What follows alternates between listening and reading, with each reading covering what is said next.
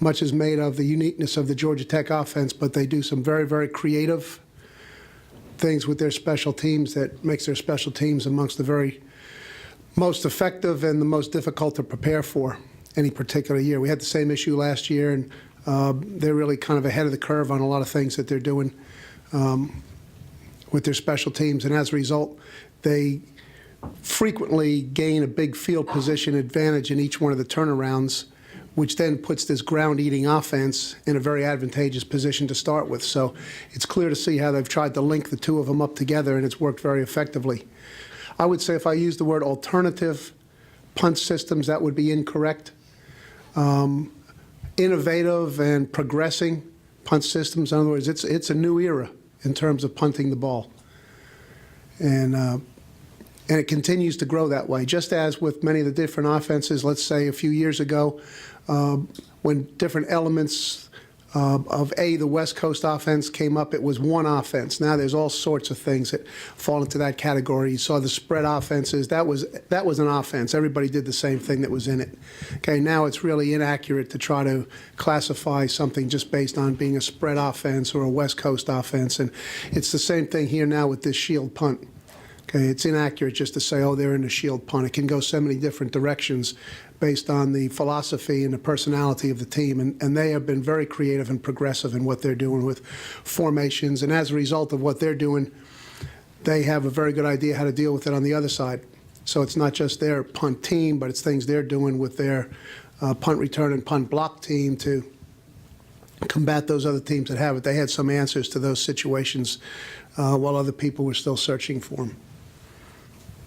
So without the effectiveness of the lead back inside Dwyer, who clearly, he's a terrific player. He's the ACC Offensive Player of the Year last year. So they've been very smart in what they've done with their offense, and so that would say that they're certainly bright enough not to diminish his effectiveness in the offense. What has increased is the overall contribution and effectiveness of the quarterback.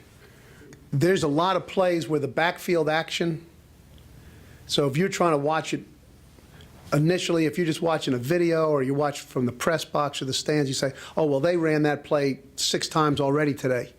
Okay, so the backfield action looks very similar. What gets switched up is the tracks and the patterns that the blockers run. And that's the really tricky thing for defensive players. And over a long period of time that Coach Johnson and his staff have run this offense, there's only so many things that defensively you can propose to them. And so it's almost as if just get the manual out. And, oh, yeah, we saw that in 1998, and this is the scheme that we ran against it. So let's just dial that one. You just go to the formula and pull out whichever one is there.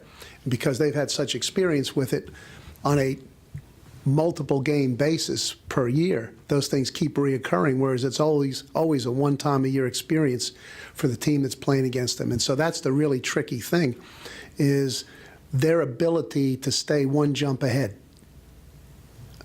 And then the defensive team is always trying to counter. Well, they ran, this play with this scheme for a quarter and a half. Then they changed the scheme. Well, okay, how are we going to counter that? No sooner do you counter it than they're countering again. Ultimately, on every team, Hank, the players have to take ownership of the team, ultimately. Some teams do it earlier than others. There was a circumstance that characterized the 07 team. I thought they made that step in March. Now, that's very early. Okay, that's very early for a team to make. But they made that step and took ownership of that team in March.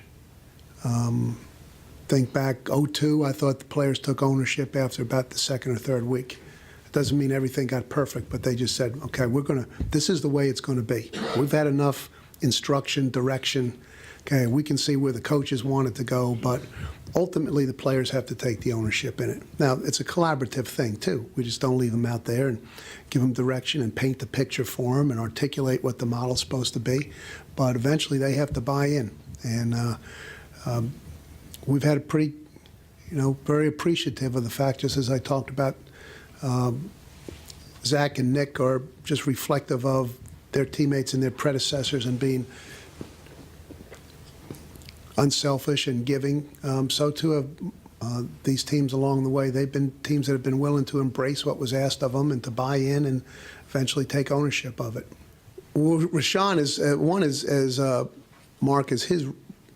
We've been able to. We talked about this last night. Now we had a little break in the action when he got hurt, but his role going into the season was probably as clearly defined as it has been. Now, a lot of that is as a result of Mark defining that role for. Rashawn defining that role for us to his performance, and. Like through the course of the game the other night, and then as we went through those final 5 or 6 minutes, it was very apparent that he had that "give me the ball" attitude. These weren't just play. So a big factor in the thinking there wasn't so much about the plays first. Oh, run this play. It was, hey, this guy wants the ball. He wants the ball, and he wants to win the game by running the ball. So give it to the guy who wants the ball. He's been such an effective player on the dime team. It really has helped that be a more effective unit than we had some concerns about it coming in, and it has helped it to be a much more effective unit than we might have had expected, at least throughout the early part of the season. If it was going to be really productive, Jeff, we thought it would take a little bit of time for development because all of them, except for Collins, are really new in their roles. But it has come on pretty nicely, and he's been a good part of that. Did a very nice job the other day throughout the second half. He seems to really, determination that seems kind of unusual for a receiver. It seems more determined than a lot of guys. Is that kind of your assessment of it? No, that's a very good way to profile Vic, because when he played corner, okay, he saw every pass as his responsibility to get his guy covered, not just to run the coverage.